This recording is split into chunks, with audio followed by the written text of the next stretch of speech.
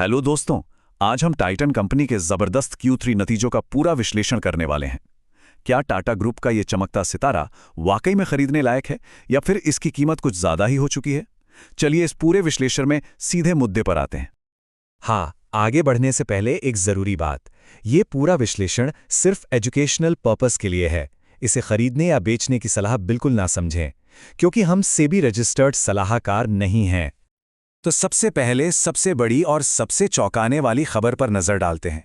Titan ने अपने net profit में साल दर साल 61% की जबरदस्त छलांग लगाई है। जी हां, 61%। ये एक ऐसा आंकड़ा है जिसने मार्केट के सारे अनुमानों को पीछे छोड़ दिया है। तो आज के इस विश्लेषण में हम इन 5 जरूरी पॉइंट्स पर बात करेंगे। सबसे पहले टाइटन के इस गोल्डन क्वार्टर के नंबर्स को समझेंगे, फिर इनके ज्वेलरी बिजनेस की गहराई में जाएंगे, उसके बाद इसके वैल्यूएशन और कुछ रेड फ्लैग्स पर चर्चा करेंगे, फिर टाइटन के ग्लोबल प्लान्स को देखेंगे और आखिर में एक इन्वेस्टर के सामने क्या दुविधा है इस पर बात करेंगे। चलिए शुरू करते हैं पहले सेक्शन से, टाइटन का गोल्डन क्वार्टर। ये वो हेडलाइन नंबर्स हैं जिन्होंने सच में सबको वाव कहने पर मजबूर कर दिया। तो चलिए सीधे नंबर्स की बात करते हैं और ये आंकड़े खुद ही पूरी कहानी बयां कर रहे हैं। देखिए, रेवेन्यू 17,740 करोड़ से उछलकर सीधा 25,416 करोड़ हो गया। इतना ही नहीं, नेट प्रॉफिट में भी 61% की शानदार बढ़ोतरी हुई, जो 1,047 करोड़ से बढ़कर 1,684 करोड़ पहुंच गया। ईबिट यानी कि ऑपरेटिंग प्रॉफिट वो भी पीछे नहीं रहा। मतलब साफ है कि कंपनी ने हर लेवल पर मार्केट की उम्मीदों से कहीं बेहतर काम किया है। जरा इस रेवेन्यू जंप के स्केल को देखिए। ये जो लगभग 8,000 करोड़ का उछाल है ना, इसका सीधा सीधा कारण रहा त्योहारी सीजन और शादियों की जोरदार डिमांड। लोगों ने जमकर खरीदारी की और नतीजा हम सबके सामने है। तो सवाल यह है कि इस शानदार परफॉर्मेंस के पीछे असली ताकत क्या थी? चलिए अब दूसरे सेक्शन में चलते हैं और टाइटन के बिजनेस के इंजन रूम यानी उसके ज्वेलरी सेगमेंट को समझते हैं।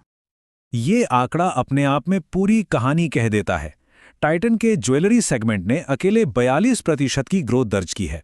यही टाइटन की सफलता का मुख्य इंजन है और इसी ने कंपनी को इस मुकाम पर पहुंचाया है। तो ये ग्रोथ आई कहां से, खासकर तब जब सोने के दाम आसमान छू रहे थे? इसके 3 बड़े कारण थे।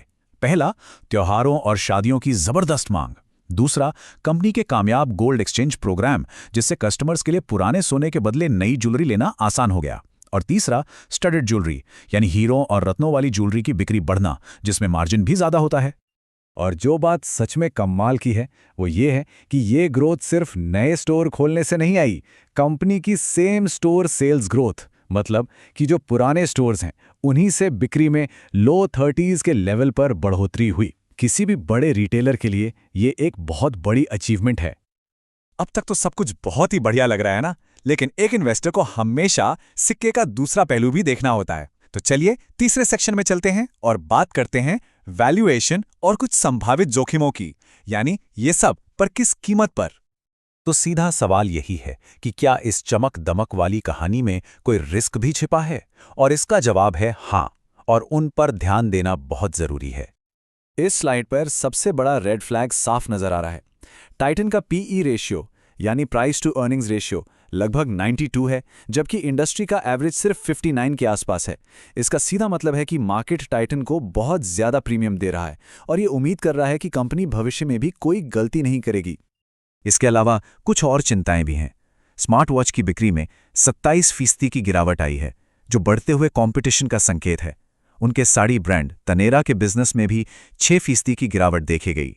और सबसे बड़ी बात, रेवेन्यू ग्रोथ सोने की बढ़ी हुई कीमतों पर बहुत ज्यादा निर्भर है, जबकि असल में खरीदने वालों की संख्या लगभग वैसी ही रही है। लेकिन इन चुनौतियों के बावजूद टाइटन भविष्य के लिए एक बड़े प्लान पर काम कर रहा है। चलिए चौथे सेक्शन में टाइटन के अगले चैप्टर यानी उसके ग्लोबल ब्लूप्रिंट पर एक नजर डालते हैं। यह आंकड़ा भविष्य की दिशा दिखा रहा है। टाइटन के इंटरनेशनल बिजनेस में 83% की विस्फोटक ग्रोथ हुई है। यह साफ संकेत है कि कंपनी अब सिर्फ एक इंडियन स्टोरी नहीं रह गई है, बल्कि ग्लोबल स्टेज पर अपनी पहचान बना रही है। कंपनी की एक्सपेंशन स्ट्रैटेजी कई मोर्चों पर एक साथ काम कर रही है। भारत में तो तेजी से नए स्टोर खोले ही जा रहे हैं। अमेरिका और दुबई जैसे इंटरनेशनल मार्केट्स में भी विस्तार हो रहा है। लैब में बने हीरो जैसे नए सेगमेंट्स में भी एंट्री की जा रही है और हाल ही में दुबई की डमास ज्वेलरी को खरीदने का भी ऐलान हुआ है। तो हमने शानदार नतीजे देखे, जोखिमों को समझा और भविष्य की योजनाओं पर भी नजर डाल ली। अब आते हैं फाइनल एनालिसिस पर, यानी एक इन्वेस्टर की दुविधा। हाल ही में कुछ बाहरी फैक्टर्स भी टाइटन के पक्ष में रहे हैं। यूनियन बजट में सोने पर कस्टम ड्यूटी नहीं बढ़ाई गई, जिससे एक बड़ी राहत मिली। साथ ही भारत अमेरिका ट्रेड डील से टैरिफ कम होने की उम्मीद है, जो टाइटन के अमेरिकी एक्सपेंशन के लिए बहुत फायदेमंद हो सकता है। और आखिर में हम इस सबसे बड़े सवाल पर आकर रुकते हैं। टाइटन एक बेहतरीन कंपनी है, इसमें कोई शक नहीं, लेकिन क्या इसका भविष्य का विकास इसके मौजूदा महंगे वैल्यूएशन को सही ठहरा सकता है? यही वो सवाल है जिसका जवाब हर इन्वेस्टर को खुद खोजना होगा। अगर इस पूरे विश्लेषण से कुछ भी सीखने को मिला हो तो इसे लाइक करें और भविष्य में ऐसे ही एनालिस्ट के लिए हमें सब्सक्राइब करना ना भूलें। और सीखने सिखाने का यह सिलसिला यहीं खत्म नहीं होता। डिस्क्रिप्शन में दिए गए लिंक से हमारे free WhatsApp group wish 100 crore से जरूर जुड़ें। अगर किसी भी स्टॉक के बारे में कोई सवाल है तो नीचे कमेंट्स में पूछें, हम जल्द से जल्द जवाब देने की कोशिश करेंगे। देखने के लिए शुक्रिया और हमेशा याद रखें, ट्रेड विद डिसिप्लिन।